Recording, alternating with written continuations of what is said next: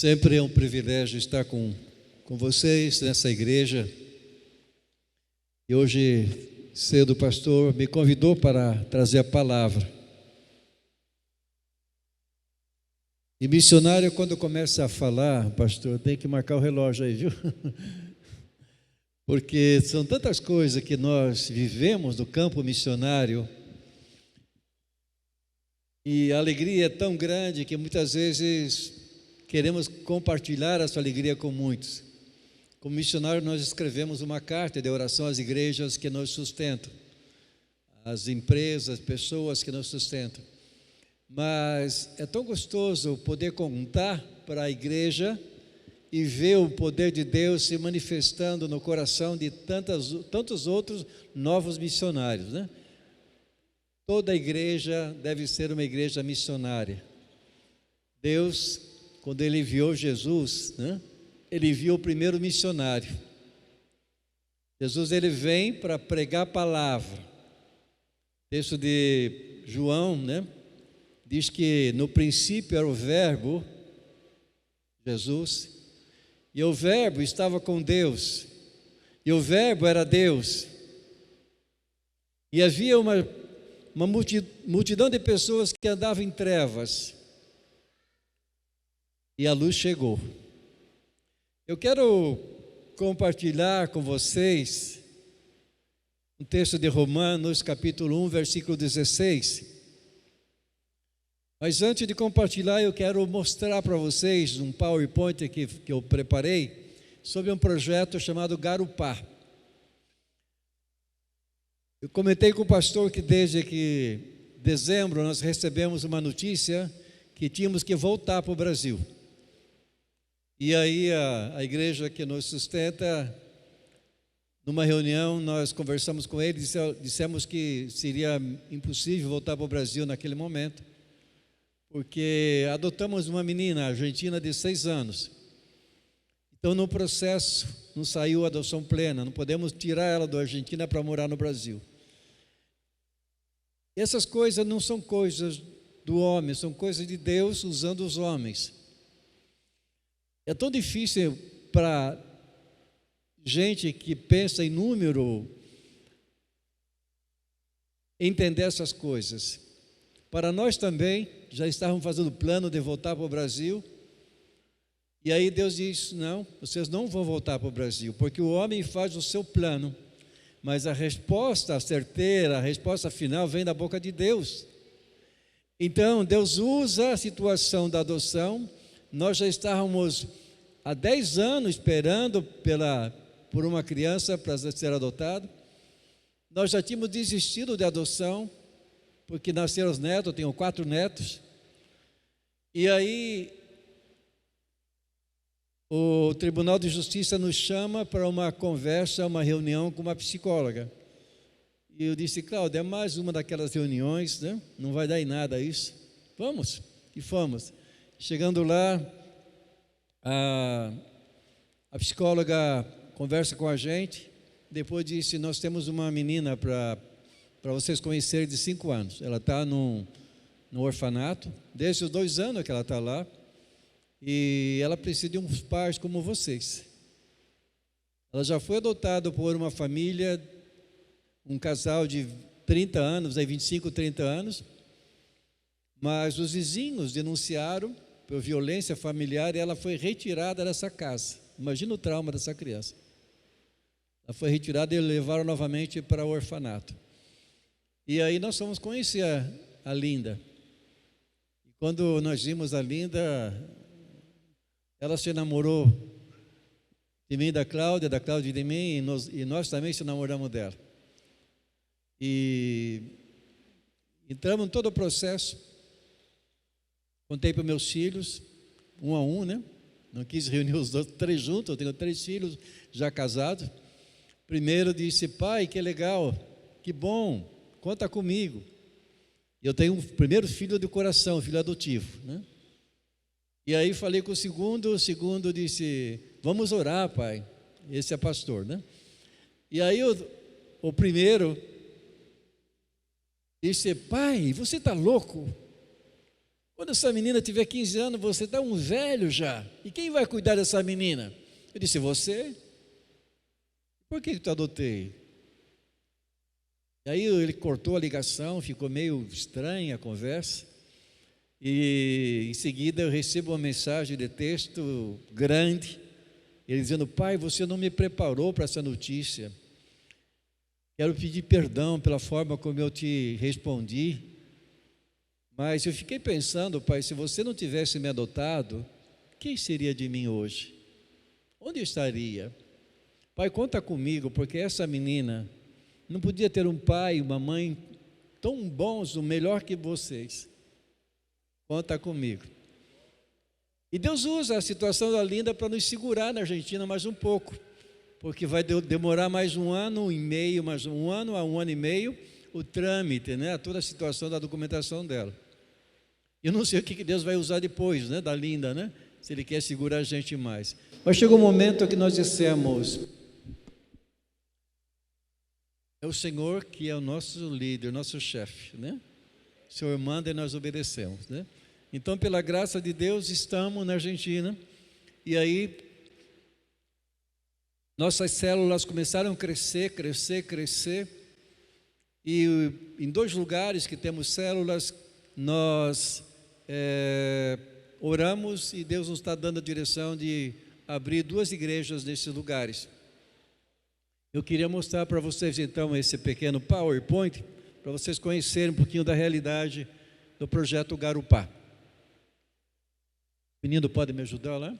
Aí, tá. Projeto de plantação de igrejas, Garupá e Itambeguaçu, são 2 regiões. Garupá é uma cidade, é um corredor de drogas, e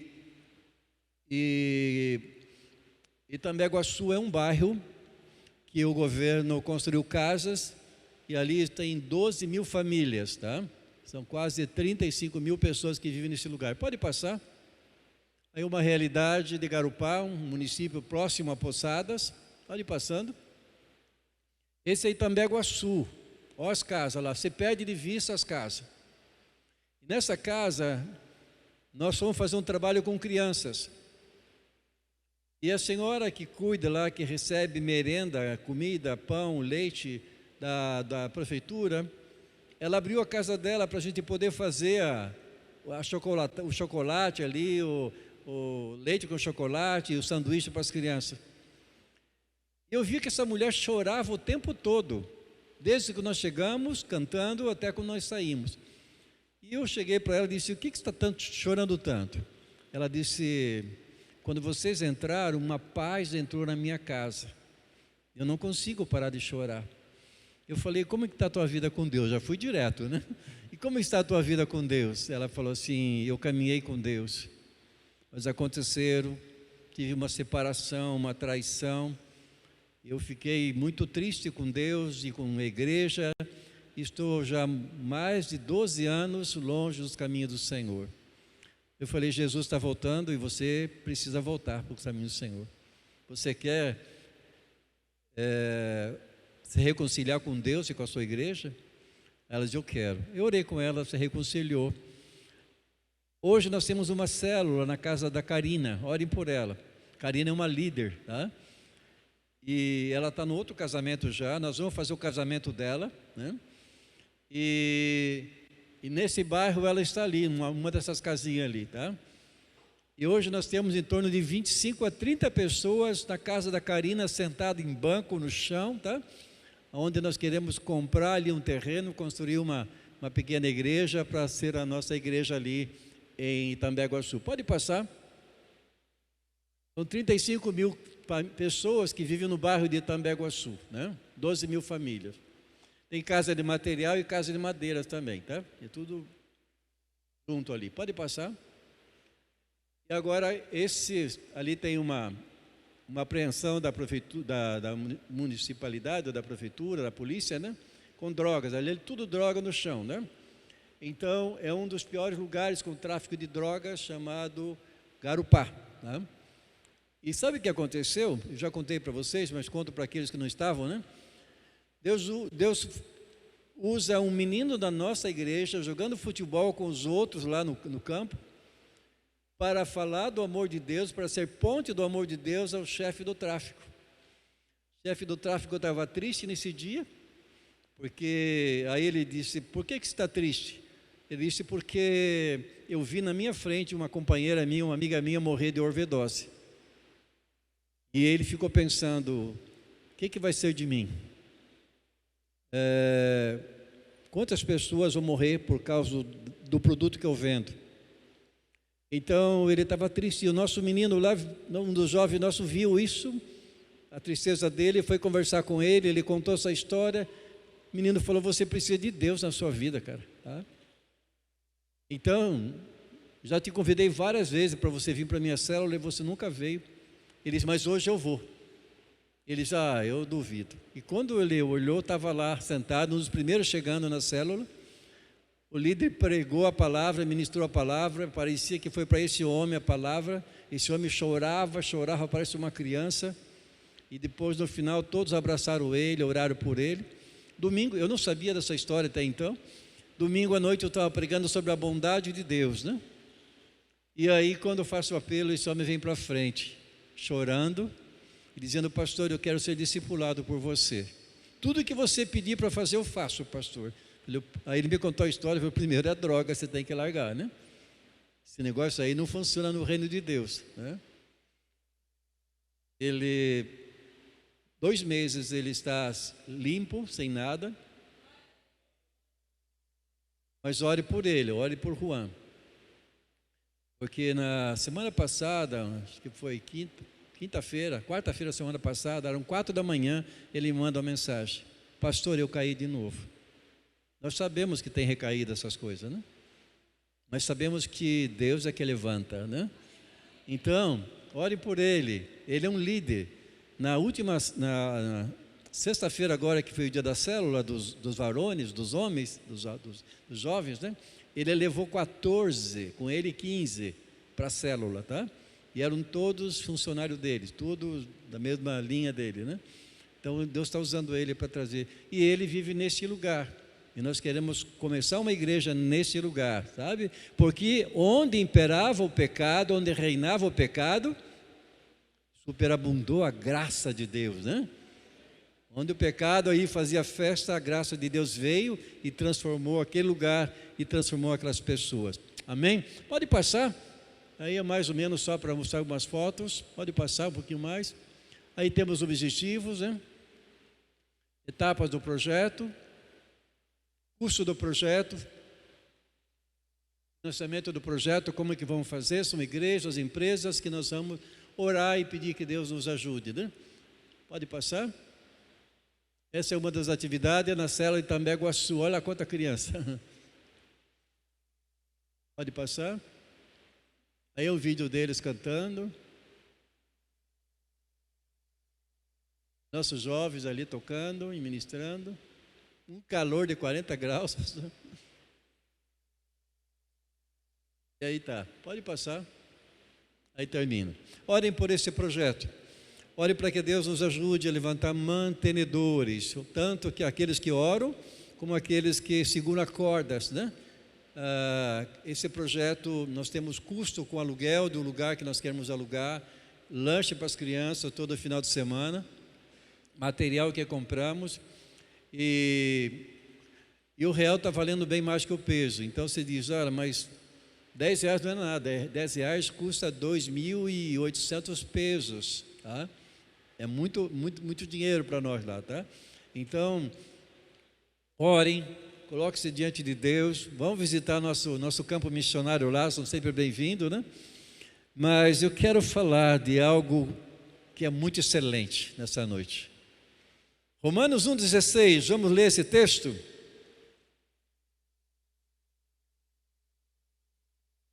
Os irmãos do louvor estavam cantando aqui a última música, né?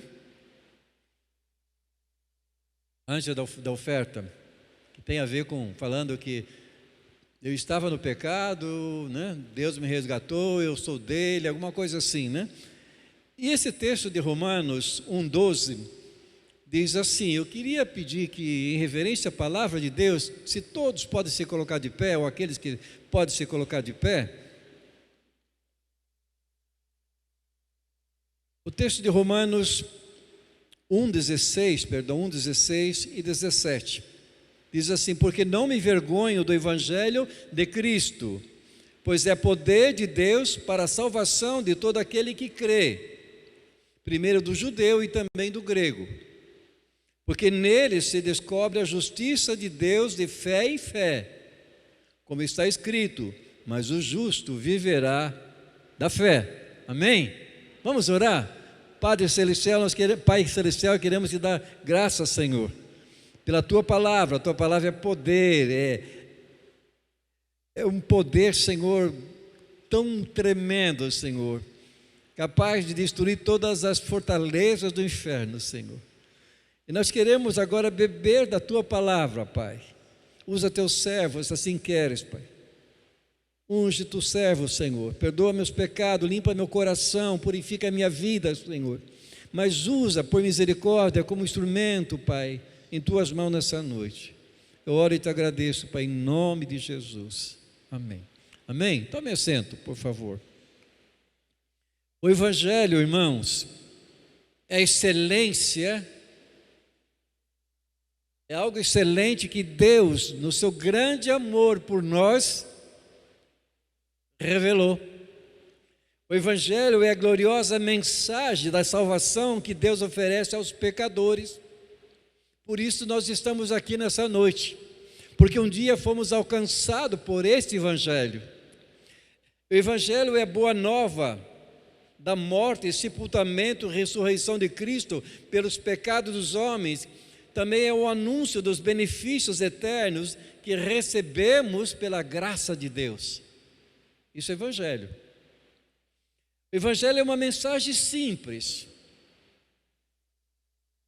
Qualquer pessoa que um dia entregou a sua vida para Jesus, mesmo nos seus primeiros passos de vida cristã, já pode pregar o Evangelho através do seu testemunho. O Evangelho, então, é uma mensagem simples, mas com implicações profundas, porque é uma grande notícia que pressupõe notícias terríveis também. Deus salva gratuitamente os pecadores da condenação eterna. Essa é notícia terrível para muitos. E o apóstolo Paulo, ele pregou essa mensagem desde a sua conversão.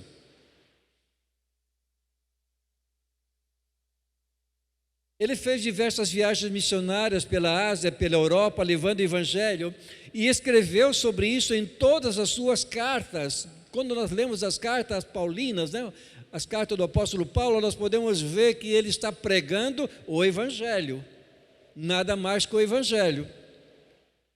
Mesmo em sua epístola aos Gálatas, ele defendeu a integridade dessa mensagem com grande zelo, a ponto de chamar de anátema qualquer um que pregasse o Evangelho diferente. O Evangelho genuíno não precisa de adereço, não precisa de outras coisas. O Evangelho precisa ser pregado como ele é. Não precisamos suavizar o Evangelho para atender uma demanda social. Nós precisamos dizer: isso é pecado, e todo pecado é condenado por Deus. Nós temos que ensinar essa gente, e tem muita gente por aí pregando evangelho que não tem nada a ver com a Bíblia, né, pastor? E fica suavizando. E aí nós encontramos uma igreja, muitas vezes, que está cheio de problemas, cheio de pecados, porque pregou o evangelho que não foi o genuíno. Nós temos que apontar o pecado, dar nome para o pecado.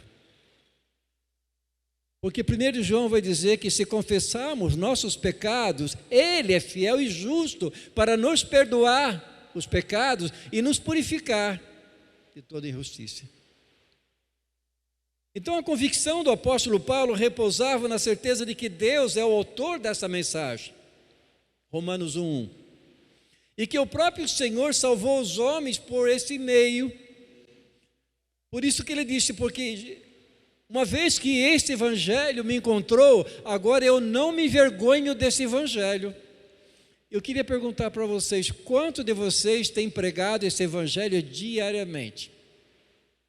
Pode dizer, pastor, eu não sou pastor, não sou missionário, eu não sou evangelista. Não. No momento em que você se converteu, você pode pregar o evangelho. O apóstolo Paulo diz que nós somos cartas abertas para ser lida por todas as pessoas. E como é que as pessoas vão ler a palavra de Deus, o poder do evangelho através de nossas vidas? Através do nosso testemunho, através das nossas ações e palavras, através da maneira como nós nos comportamos na escola, no trabalho, na universidade, com os vizinhos, com a família, que nos conhece muito bem, né? Então Paulo está dizendo, vocês são cartas abertas, vocês são o evangelho. Agora, o interessante é que muitas pessoas pensam que para pregar o evangelho, nós temos que fazer um montão de coisas. Temos sim. A primeira coisa que você tem que fazer é se apresentar diante de Deus pedindo perdão pelos seus pecados. Se arrepender dos seus pecados. Confessar Jesus como Senhor e Salvador da sua vida. Você precisa se preparar, você precisa estudar o texto bíblico, né, para não falar besteira, né? Mas você precisa também, o que mais você precisa é do poder de Deus, que se aperfeiçoa em nossas debilidades. Quando a gente vai pregar o evangelho pensando que a gente é o bambambam, que não acontece nada. Mas quando a gente entra na presença de Deus e treme na presença de Deus, dizendo, tenha misericórdia de mim, Senhor, transforma essa vida. Você já orou por essa pessoa? Já chorou diante de Deus pela salvação dessa pessoa? É o Espírito Santo de Deus que usa a tua boca para pregar o evangelho. Aí as coisas acontecem. E muitas vezes nós queremos ir na nossa própria força, mas a Bíblia diz que é na força do Espírito Santo de Deus que nós vamos. Amém? Então eu queria desafiar você nessa noite a pregar o evangelho. O contexto desse texto que lemos vai revelar que o apóstolo Paulo acabava de manifestar aos seus irmãos em Roma o desejo de visitá-los e de partilhar com eles o evangelho. Estava sempre pronto a anunciar a boa nova em todo o lado, mesmo em Roma, que era a capital dos grandes e poderosos impérios do mundo naquela época. Ele estava sempre pronto porque conhecia a excelência do poder do evangelho, porque experimentou o braço salvador do Senhor na sua própria vida e na vida de muitos que ele já havia pregado o evangelho. Por isso estava sempre pronto a proclamar a mensagem desse evangelho. Mesmo em uma grande metrópole como Roma, havia gente muito culta e também gente ignorante, mas todos de igualdade de condição no que diz respeito às exigências de Deus, à justiça de Deus, tema que ele aborda diretamente a partir do versículo 17. Então ele vai apresentar nesse versículo 16 uma afirmação muito importante, que essa afirmação é objeto da nossa meditação nessa noite. Nessa afirmação ele apresenta o propósito do evangelho. Um dos autores que eu li uma vez disse que Deus é o evangelho. Fiquei pensando, se Deus é o evangelho, e aí comecei a pesquisar e a ler um pouco mais, e concordei com ele, realmente, Deus é evangelho, porque evangelho é poder de Deus, né? Esse Deus ministrando no coração de uma pessoa que está perdida em seus delitos e pecados, é transformado, é resgatado. Ele sai de uma vida de morto para uma nova vida em Cristo Jesus. Então Paulo ele começa mostrando primeiro o propósito do evangelho. Ele começa dizendo que o evangelho não deve causar vergonha. Quantos aqui têm vergonha de pregar o evangelho? Seja sincero. Eu tinha 15 anos, pastor. Meu pai me deu uma Bíblia para mim. Mas uma Bíblia que era aquela grandona. Bíblia, cantor cristão, Bíblia e os comentários todos ali, né? Era uma Barça assim. Eu adorava dia de frio porque eu colocava embaixo da jaqueta e cobria para que as pessoas não me vissem. No ponto do ônibus, onde estava. Aí com 23 anos, já estava casado, fui convidado a trabalhar com os Gideões Internacionais, entregando os Novo Testamento nas escolas. Quando eu escutei os testemunhos, eu disse, eu não posso me envergonhar do poder de Deus. E comecei então a pregar o Evangelho. E não parei de pregar mais. Onde me dão oportunidade, estou pregando. Irmãos, nós não temos mais tempo para pregar o Evangelho. Jesus está voltando. Então você que tem parente, você que tem família, você que está usando as redes sociais para postar um monte de coisa que não tem nada a ver, que não leva ninguém para o céu, passe a postar coisas agora que impactem essas pessoas. Fale do amor de Deus, conte o teu testemunho. Se você tem uma família grande, faz um grupo da família e começa a ministrar através de grupos, sabe, o poder de Deus. Mas antes, ore, entregue essas famílias, essas pessoas diante de Deus. Você vai ver a transformação nessas vidas. Você vai poder dizer no final do ano, eu e minha casa servimos ao Senhor com alegria. Não se envergonhe do Evangelho de Cristo. Esta foi a resposta de Paulo a tantas outras coisas que lhe apareciam. Ele disse, eu não me envergonho, porque é o poder de Deus. Então a primeira afirmação de Paulo sobre a excelência do Evangelho é que essa mensagem não deve causar vergonha. Paulo está disposto a compartilhar essa magnífica notícia com todos, assim como já havia acontecido providencialmente com os irmãos da igreja que estava em Roma, que parte de seus membros já haviam sido expulsados da cidade há algum tempo, e eles tiveram a oportunidade precisa de espalhar a palavra de fé, a fé da igreja que estava em Roma. E Paulo também se identificou com os seus irmãos, e assim como eles, o próprio Paulo não se envergonhava da mensagem que estava pregando, porque ele havia sido transformado por essa mensagem. Você já foi transformado por essa mensagem? Amém? Quantos aqui já foram transformados pela mensagem do poder de Deus? Amém?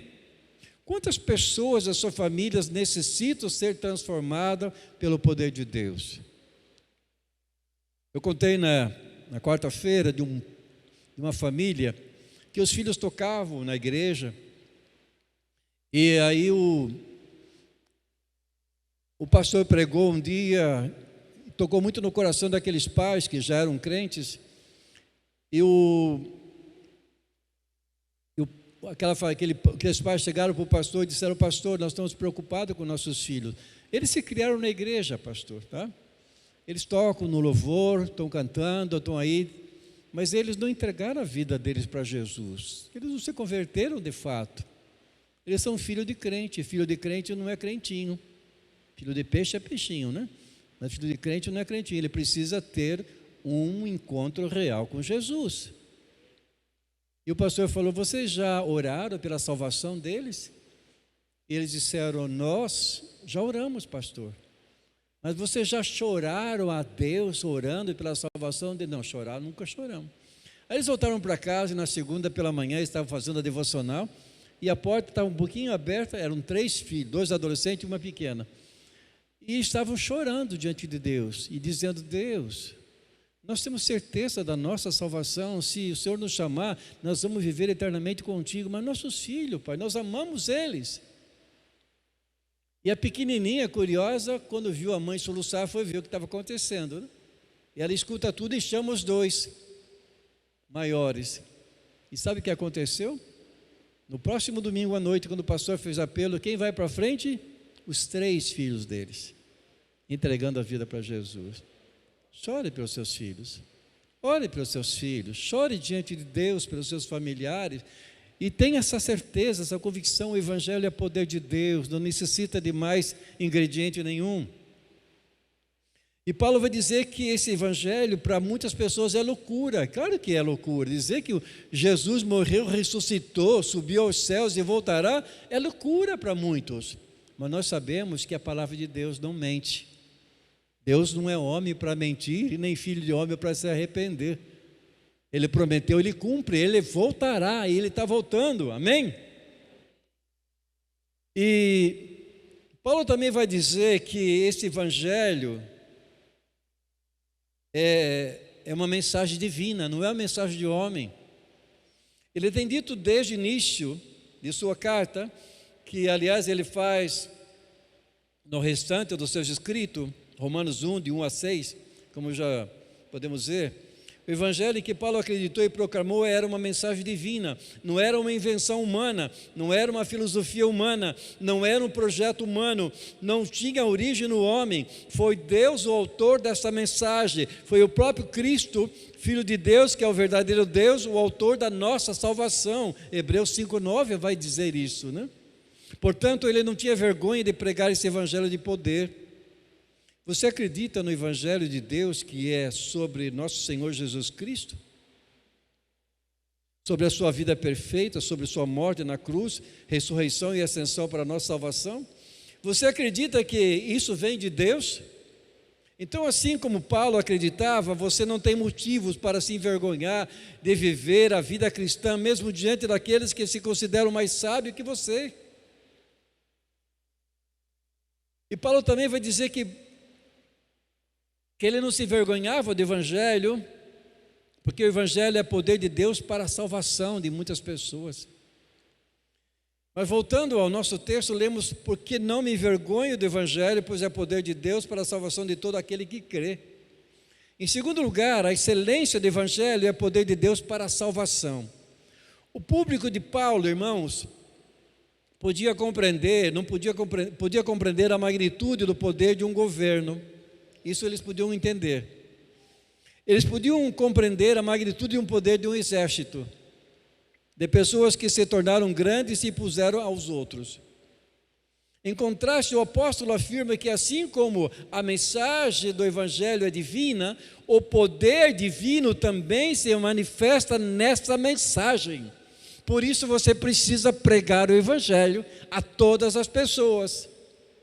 No Evangelho, isso se manifesta como o braço do mais poderoso.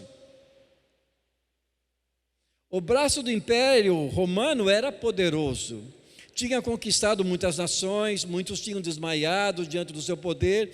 Esse poderoso império tinha estabelecido a sua política em todos os lugares, ele controlava tudo, era muito forte, muito poderoso, perseguiu até os crentes do primeiro século. Agora, em contraste com isso, o apóstolo afirma que no Evangelho é mostrado o braço do Senhor, o braço daquele que tem tal poder que ninguém pode resistir. Em Curitiba tem um movimento como esse de vocês, desses homens fortes que usam essa jaqueta assim, como chama aqui, pastor? Isso, esquadrão quadrangular, lá eles têm outro nome. E esses homens são 300, 400 homens, muitas vezes, que vão a um monte, a um lugar de campo, né? E passam 3 dias ali. Isso, a maioria são crentes. Mas quando voltam transformados. E teve um homem que convidaram ele, ele disse: eu vou. Mas depois ele contou, né, no final da história. Ele estava maquinando na cabeça dele, já tinha tentado o suicídio umas 3, 4 vezes. Ele disse: todas as vezes que eu tentei não consegui, mas lá eu vou conseguir. Porque é um monte, deve ter uma pedra grande, um abismo, alguma coisa assim, eu vou me tirar de cima. E aí ele adianta, vai todo mundo assim, todo o grupo, né, dos homens, e ele adianta na frente de todos, uns 20, 30 metros, e chega lá um lugar que tinha uma pedra grandona assim, e um abismo lá embaixo. Ele chegou lá e agora, né, eu vou fazer aquilo que eu queria. Ele sobe naquela pedra, ele tenta se jogar. Quando ele tenta se jogar, ele ele não consegue ir para frente porque tem uma mão no peito dele levando ele para trás. Na hora ele imagina que deve ser um daqueles, dos líderes ali, que eram todos os fortões, né? Mas quando ele olha, ele não vê ninguém. E ele tenta novamente e essa mão leva ele para trás. Não, ele não consegue realizar o sonho dele, de se suicidar ali.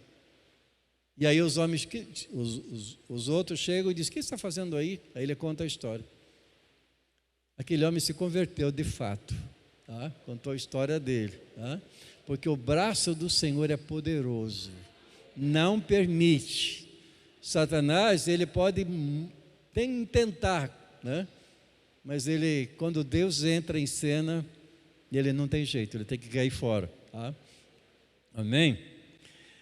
Então o Evangelho, ele resgata também, Paulo vai dizer que ele resgata da escravidão do pecado.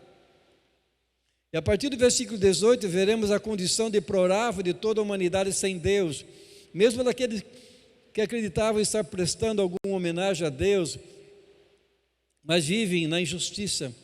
Todas essas coisas mencionadas nos versículos seguintes são os que podemos chamar de escravidão do pecado. Esse é o verdadeiro tirano, irmãos. O pecado é o verdadeiro tirano.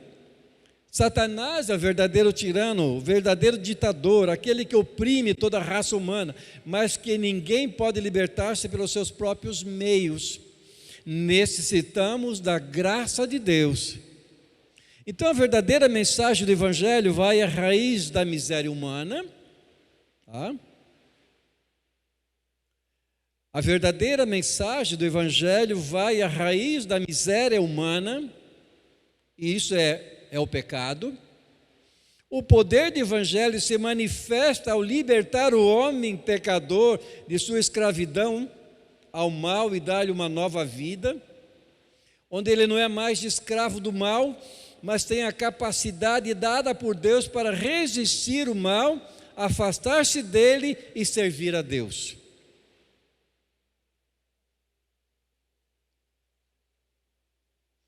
E graças a alguém que se sacrificou por nós para que possamos fazer isso. Esse alguém que pagou por todos nós que cremos, absolutamente todos os nossos males, nossas impiedades, porque esse Evangelho é poder de Deus. Agora, aceitar a mensagem do Evangelho traz paz e comunhão com Deus. Tem muita gente que tem muito dinheiro aí fora, tem muitos empresários no mundo todo, sabe, que ficam de conquista em conquista, mas não tem paz.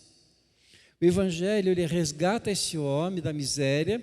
Deus põe a sua misericórdia, né? A misericórdia de Deus chega ao coração desse homem, e esse homem é resgatado para uma nova vida, esse homem é transformado. E esse homem, ele começa a ter paz com Deus, porque esse homem estava em guerra com Deus. Todos aqueles que não têm a Cristo como Senhor e Salvador, estão em luta constante com Deus, não querem aceitar as verdades de Deus, porque as verdades de Deus apontam para o pecado. E muita gente não quer ficar livre do pecado, quer ser escravo do pecado. Mas Paulo vai dizer que, por isso, o Evangelho é a salvação de cada verdadeiro crente. Ele diz, primeiro do judeu e também ao grego. A terceira coisa que podemos afirmar é que a excelência do Evangelho se manifesta no fato de que ele oferece a salvação a todo verdadeiro crente. A excelência do Evangelho oferece a salvação a todo aquele que crê. Você entende isso? Paulo estava dizendo, primeiro foi o povo da promessa, primeiro foi aos judeus. E depois, então, aos gentios. Somos aqueles que não são judeus, né? Em primeiro lugar, Paulo diz ao povo da promessa, ao povo que Deus se revelou e designou para anunciar a sua salvação em todo lugar. E por isso que Paulo estava acostumado, como fizeram os apóstolos e como Cristo lhe ordenou a ir, primeiro as ovelhas perdidas da casa de Israel, depois as outras nações. Paulo sempre teve em mente que este povo tinha vantagens incomparáveis, mas como outros povos, eles eram pecadores que também precisavam conhecer o Evangelho. Portanto, qualquer pessoa que aproveitasse essa promessa, que confiasse no Deus da aliança, poderia desfrutar dessa maravilhosa salvação de Deus. Somente verdadeiros crentes, o Evangelho é poder de Deus para a salvação de todo aquele que crê. E através da mensagem, irmãos, do Evangelho, Paulo via todas as nações reunidas em Cristo, dizendo: glória, glória, glória ao Senhor dos Exércitos. Não apenas os judeus que receberam a lei e as promessas, mas também os gentios. Você foi alcançado pelo Evangelho? Amém? Foram alcançados? Amém. Tá. Mas existem parentes seus que não foram alcançados pelo Evangelho. Existe vizinho do seu lado, quem sabe, que não foram alcançados pelo Evangelho. A Bíblia diz que quando nós fomos alcançados pelo Evangelho, somos luz do mundo e sal da terra. Para que serve a luz? Para iluminar aqueles que estão nas trevas, para mostrar o caminho. Para que serve o sal? Você já comeu alguma coisa sem sal? Tem gente que tem a pressão muito alta que tem que comer sem sal, né, pastor? Mas o sal serve para dar gosto. Tem muita gente que está com a vida sem gosto. E Deus vai usar a sua vida para dar gosto nessas vidas. Deus quer usar o teu braço para ser o braço de Deus na vida dessas pessoas. Deus quer usar a sua boca para ser boca de Deus, para pregar para essas pessoas. Sabe aquele vizinho que você não fez nada para ele, mas ele não vai com a sua cara? Sabe o que você tem que fazer? Orar por ele, pela salvação dele. Depois surpreender ele. Faz um presente bem bonito e leva para ele. Diga: eu te entrego isso aqui no nome de Jesus. Se você fizer um bolo, uma torta, né? No mínimo ele vai pedir para você comer um pedaço, porque ele vai pensar que tem veneno, né? Você come com ele. Você começa a construir uma amizade. O Evangelho é poder de Deus para destruir todo tipo de muralhas. Não há portas de bronze, não há ferrolhos de ferro que o Evangelho não consiga destruir. Tá? Preguem o Evangelho. Amém? Chegando ao final já, irmãos. Então, concluindo, a falsa paz dos homens não pode nos reconciliar. A falsa paz dos homens não pode nos reconciliar. A própria história o demonstrou nos chamados processos de paz, né? Tantos governos fazem processo de paz, mas não dá em nada. Somente o Evangelho é a verdadeira fonte de reconciliação, porque Cristo pagou pelo nosso mal na cruz, pelo nosso pecado na cruz, e nos permite ver que todos precisamos reconhecer que somos maus e ninguém é melhor que o outro, portanto estamos em igualdade de condição e somente através da fé no sacrifício de Cristo podemos ter paz e comunhão com Deus e portanto paz e comunhão uns com os outros. A excelência do Evangelho é óbvio, irmão, não constrange porque é poder de Deus para a salvação de todo verdadeiro que crê. Salvação da escravidão da culpa e do castigo do pecado. Salvação que traz liberdade, paz com Deus, justiça, santidade e vida eterna. Busquemos a verdadeira reconciliação da humanidade. Preguemos consistentemente o Evangelho, sempre que tivermos oportunidade. O Evangelho que tem poder de transformar e libertar o pecador mais vil está em tuas mãos. Vivamos o Evangelho todos os dias. Vivamos com alegria e firmeza a vida nova que Cristo nos deu. Em cada lugar onde Deus nos colocou, preguemos o Evangelho, vivamos o Evangelho, começando em nossa própria casa. Podemos confiar naquele que está sempre conosco e que está determinado a que vivamos e anunciemos sua boa notícia, que não envergonha, mas é excelente. Pregue o Evangelho. Eu quero terminar esse culto convidando vocês a se colocar de pé.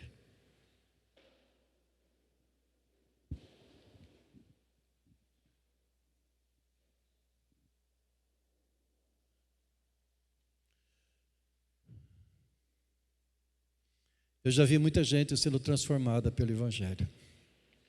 Eu creio que vocês também já viram. Mas a gente vê e a gente crê, tem uma diferença muito grande. Tem muita gente aí fora que vê transformação nas nossas vidas, mas não crê em Deus, que transformou a nossa vida. Eu queria desafiar vocês nessa noite. Eu estou vendo algumas cadeiras vazias, eu sei que é tempo de férias, tem muita gente viajando, mas o que mais dói no coração de um pastor é ver cadeiras vazias, bancos vazios. Imagine vocês que estão aqui, se trouxesse mais uma pessoa para a exposição, para escutar a exposição da palavra de Deus. Nós teríamos 2, 3 cultos no domingo como esse. Porque o que nós estamos oferecendo, gente, é algo precioso demais para ser desperdiçado. É algo que não tem preço que pague, porque é poder de Deus que transforma. Deus um dia sonhou em viver contigo eternamente. Adão, nossos primeiros pais, né? Pecaram, Adão e Eva pecaram e tudo foi para ser água abaixo. Mas Deus não desistiu de mim, Deus não desistiu de você. Na reunião lá da Trindade, Jesus disse: eu vou construir essa ponte para cumprir o projeto de Deus. Os planos de Deus não são frustrados, eles acontecem. Eu quero orar por vocês. Como eu disse na quarta-feira, eu não tenho nenhum poder nas minhas mãos, mas eu vou orar no nome de um que é poderoso, no nome de Jesus Cristo, poderoso, Filho de Deus. Eu vou fazer 3 apelos. O primeiro é para você que entrou nesse lugar e ainda não tem certeza da sua salvação. Você que pensa que vai viver 80 anos, 100 anos, e quem sabe quando estiver bem velhinho um dia vai se entregar a Jesus. Jesus deu uma resposta para pessoas como essa, dizendo: louco, o que tem preparado, para quem será se hoje eu pedir a tua alma? Então eu quero falar com você. Se você está nesse lugar e não tem certeza da tua salvação, se você morrer hoje e vai ficar com medo porque não sabe para onde vai, quer dizer, já sabe para onde vai, né? Mas não aceita. Hoje é o dia, hoje Cristo te quer resgatar. Eu quero orar por você. Quantos nessa noite querem entregar a vida para Jesus? Quantos querem parar de jogar com Deus? Existe alguém nesse lugar nessa noite? Levanta a sua mão bem alto, dizendo: eu quero entregar minha vida para Jesus. Eu quero que Jesus seja meu Senhor e Salvador por toda a minha vida. Ah, pastor, eu tenho vergonha. Não se envergonhe do Evangelho de Cristo, porque o Evangelho é poder para te salvar ou para te condenar. Você quer? Levanta a sua mão bem alto, não tem vergonha nenhuma. Amém. Amém. Deus te abençoe, meu irmão. Mais alguém? Passe aqui à frente, eu quero orar por você. Pode vir. Pode vir, você que levantou a mão. Passe aqui à frente, nós queremos orar por você. Agora eu quero fazer o segundo apelo. Você que é crente, que um dia entregou a sua vida para Jesus, ficou encantado, enamorado pela mensagem do Evangelho. Mas a mensagem do Evangelho tem outra parte que chama santificação. A Bíblia diz que sem santificação ninguém poderá ver a Deus. Eu convido você essa noite a fazer um propósito com Deus, de buscar uma vida de santificação, de dizer não ao pecado. Você quer fazer isso? Você não tem força sozinho para fazer isso, vai depender do poder de Deus. Mas quando nos humilhamos, Ele nos exalta. Você quer fazer isso? Quer fazer um pacto? Vem aqui para frente, eu quero orar por você também. Não tenha vergonha de ser transformado por Deus. Diga: eu não quero mais ser o mesmo, eu quero ter novidade de vida todos os dias. Eu quero poder ser ousado por Deus para poder pregar esse Evangelho a todas as pessoas. Esse é o desejo do teu coração? Se esse é o desejo do teu coração, vem aqui para frente. Dizendo, eu quero buscar o caminho da santificação na minha vida todos os dias.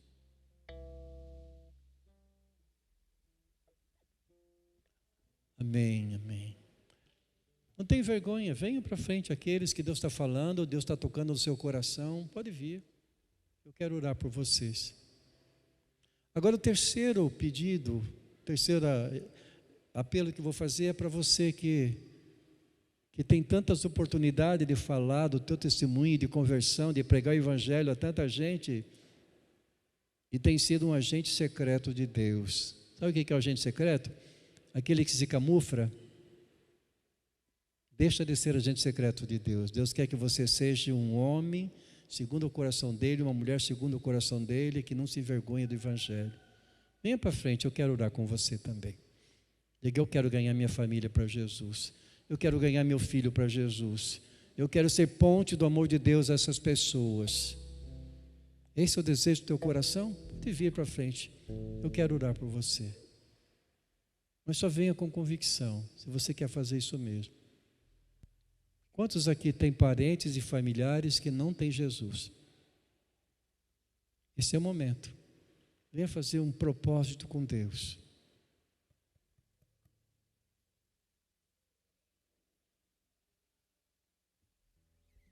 Um texto de Jeremias 31:17 que diz assim: teus filhos voltarão da casa do inimigo. Há muitos pais que precisam chorar pelos seus filhos. Venha fazer esse propósito diante de Deus. Eu quero chorar pela salvação dos meus filhos. Eu quero chegar num tempo de dizer, eu e minha casa servimos ao Senhor com alegria. Pai, você, mãe, vocês são autoridade na vida dos seus filhos. A Bíblia diz que, pai, você é sacerdote do lar.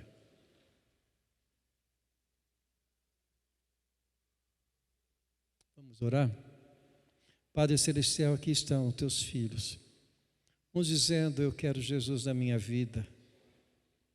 Pai, mesmo conhecendo as condições que eles estão, Senhor, eu creio no teu poder, que é poderoso para fazer muito mais do que pedimos ou pensamos. Que o teu poder se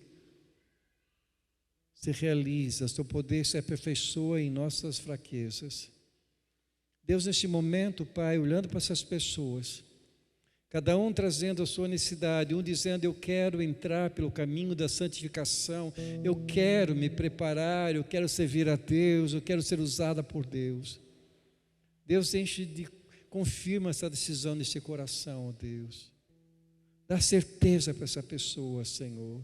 Traz recursos, Pai, bíblicos, para que ela possa estudar e se preparar para isso, Senhor. Deus, desperta a tua igreja cada vez mais para o evangelismo, para a pregação da tua palavra. Deus, essas pessoas que estão dizendo, Pai, eu quero ser ponte, quero ser braço do Senhor na vida dos meus filhos, boca do Senhor para os meus filhos, para os meus parentes, para os meus familiares, para o esposo, para a esposa. Deus, ouve essa oração em nome de Jesus, Pai. Que o mais rápido possível venhamos a ter resposta, Senhor. Que o Senhor ouviu essa oração, Pai. Que o Senhor usou essas pessoas, Pai. E eles ganharam mais um para Jesus. Te damos graça por esse tempo, Senhor, e pedimos que teu poder se manifeste. Abençoa a tua igreja, Senhor. Abençoa o pastor Ayrton e todos os demais pastores, todos os líderes dessa igreja. Oramos assim, Pai, em nome de Jesus. Em nome de Jesus. Amém. Amém. Que Deus os abençoe grandemente. Tá? Há pode voltar para os seus lugares. Há um texto de um livro que eu li que diz assim, o pai do Rick Warren, né, um escritor de Uma Vida com Propósito, ele estava morrendo de câncer já no hospital e o médico chamou os filhos para que viessem despedir do pai. E o Rick era o último que ia, Warren, era o último que ia chegar. E o pai já cansado, o pai agarra assim a cabeça do Rick, com o ouvido dele bem perto da boca dele.